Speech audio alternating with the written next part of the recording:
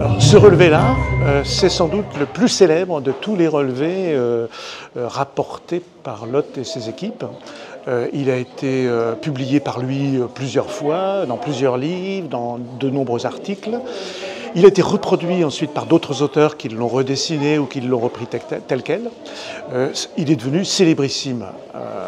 Alors d'abord, c'est vrai qu'il est impressionnant par ses dimensions et par l'aura de mystère, disons, qui s'en dégage. On ne sait pas trop ce que ça représente, c'est très difficile à interpréter, ça suscite l'imagination, et donc ça a eu un énorme succès. Cette image se trouve dans un abri sous roche d'une zone qui s'appelle Céphare. Et Céphare, c'est un lieu-dit sur le plateau tassilien. C'est un plateau qui se trouve dans l'extrême sud algérien. Il faut grimper, il y a quelque chose comme 4 heures de marche quand même pour arriver rien que sur le plateau. Ensuite, il faut marcher pendant peut-être en gros une journée. Et on arrive dans une zone où il y a beaucoup d'abris sous roche. Et la plupart des abris sous roche sont ornés de peintures de plus ou moins grande dimension, d'époques différentes, de styles différents. Et celle-ci, donc, c'est celle qu'on a surnommée le grand dieu de Céphare. En réalité, on ne sait pas du tout ce que ça représente. On n'en sait strictement rien. On a ces espèces de bons hommes et bonnes femmes à grosses têtes rondes qui sont des têtes qui ressemblent un peu à des casques de cosmonautes. Bon, des casques de cosmonautes un peu de bande dessinée, mais quand même.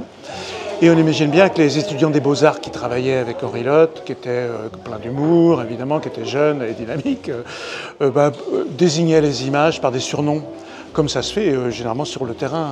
Voilà. Et qu'on pouvait dire, par exemple, « Ah ben tu te rappelles le truc qu'on a vu hier qui ressemble à une espèce de martien ?» Et on voit tout de suite de quoi il est question. Bon. Et cette appellation de martien, ce surnom de martien, est resté sans que ce soit vraiment pris au sérieux. Pris au sérieux, ça n'a pas été pris au sérieux par Lotte, qui l'utilise en rigolant, voilà. Ça n'a pas été pris au sérieux par aucun archéologue, mais comme ça a été publié, il y a des gens qui ont pris ça au premier degré et qui ont pensé que oui, ça pourrait vraiment représenter des vrais martiens.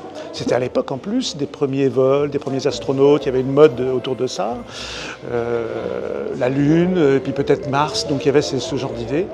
Et est née cette légende contemporaine, ce mythe actuel, ce mythe contemporain, selon lequel des véritables martiens seraient venus sur Terre, dans cette zone-là, et que les gens du pays, complètement sidérés de voir atterrir ce qu'on imaginait être un genre de soucoupe, et descendre des martiens, donc, auraient été tellement stupéfaits qu'ils les auraient représentés sur les parois. Voilà. Et cette théorie-là, malheureusement, subsiste jusqu'à nos jours. Il faut dire aussi que Lotte était un bon publicitaire, un bon publiciste de son propre travail. Et il y a un très bon côté à ça, c'est que ça a fait connaître au grand public et aux savants qui n'étaient pas spécialistes, ça a fait connaître l'existence de cet art incroyable, de ces milliers de peintures et de gravures dans une zone qui était pratiquement inconnue à l'époque où il est intervenu. Bon, donc ça c'est très bien. Le côté, l'autre pendant de l'affaire, c'est que pour se faire une belle publicité, il en a rajouté, si je peux dire, puisque dans son premier livre, il y a un chapitre qui s'intitule « Avons-nous découvert l'Atlantide ?» Parce qu'il y a cette idée d'un continent disparu, de tout un peuple, toute une civilisation qui aurait disparu, ça fait toujours rêver, voilà. Et à cette époque-là, il y a des gens qui pensaient que peut-être l'Atlantide avait existé au Sahara et aurait été engloutie non par les eaux, mais par les sables. Et donc, il a surfé, pour prendre un terme actuel, il a surfé sur cette idée-là pour se faire, disons, une publicité. Mais comme toujours, il y a des gens qui ont pris ça au premier degré et malheureusement, c'est devenu en grande partie un mythe contemporain qui a la vie dure et qui a la vie longue et qui est toujours entretenu aujourd'hui.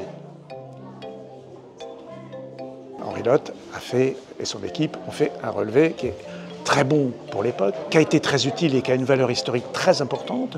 Ça a fait connaître cette œuvre notamment. Mais avec les techniques actuelles, on est retourné sur le site et sur cette même paroi, on a trouvé 3 fois plus d'images qu'on en voit sur le relevé. C'est-à-dire que si on veut interpréter, il faut tenir compte de ce qu'on voit sur le relevé, mais aussi de tout le reste. Et c'est extrêmement complexe, il y a toute une série de superpositions, tout ça n'est pas contemporain, ça a duré sur un temps qu'on ne peut pas déterminer, peut-être des siècles. Donc pour ce qui est de l'interprétation, pour l'instant, on reste extrêmement prudent. On parle de grand Dieu comme d'un surnom. En réalité, on ne sait pas du tout si c'est une divinité. Ce qu'on appelle les orantes, c'est-à-dire les femmes apparemment à cause des saints qui sont représentées en position d'adoration. Peut-être qu'elles sont en position d'adoration, en réalité on n'en sait rien. Il y a plein d'éléments qu'on est incapable d'interpréter. Autant sur certaines autres images du Sahara, on pense pouvoir reconnaître assez rapidement un campement, des gens qui se déplacent, qui montent leur tente. Autant là, on est vraiment complètement dépourvu. Toute cette partie du relevé est complètement fausse. Là, les cornes en bas et la tête relevée vers le haut, en réalité sur la paroi, c'est le contraire. Ici, on a un grand personnage, en réalité, il y en a plusieurs.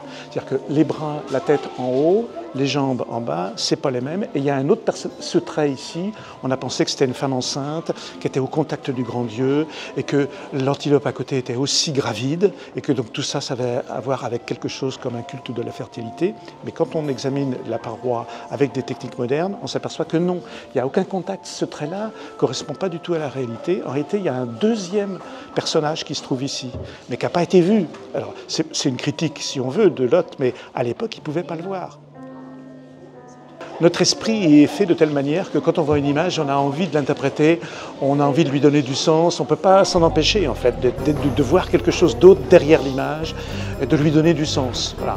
Alors, autant c'est difficile déjà pour des œuvres actuelles, contemporaines, même quand on a toute la documentation autour qui documente la société dans laquelle l'image était produite, ici on a affaire à des sociétés qui sont très mal documentées.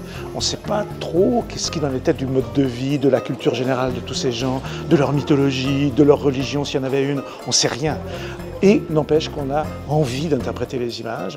Et malheureusement, si on se laisse aller, alors il y a le droit si on fait de la poésie, hein, et moi j'ai aucun problème avec ça, on peut rêver devant ça. Évidemment, c'est aussi une raison du succès de cette fresque, c'est qu'elle a permis à des tas de gens de rêver des interprétations. Mais si on veut faire une œuvre scientifique, il faut se garder de ça. C'est un autre moment, disons, ça peut être les mêmes personnes, mais un autre moment où bon, on essaye d'abord de déterminer ce qu'on voit vraiment. Et quelles sont les superpositions? Est-ce que tout ça c'est synchrone? Est-ce que ça appartient à la même culture? Les pigments, d'où viennent-ils? Est-ce qu'on peut les dater? Vraiment quelque chose de proprement archéologique, comme avec n'importe quel autre objet archéologique. Mais dans art préhistorique, il y a aussi art. Et donc là, il y a un geste artistique, il y a une production artistique dont on ignore le sens, mais peut-on prétendre jamais connaître le sens de n'importe quelle production artistique à n'importe quelle époque? J'en suis pas sûr. Celle-là, pas plus qu'aucune autre. Et donc, on est du côté de l'art et ça ouvre la porte vers la rêverie, l'interprétation et la délectation, tout simplement. C'est-à-dire qu'une œuvre d'art, on s'en délecte et c'est largement suffisant si on veut.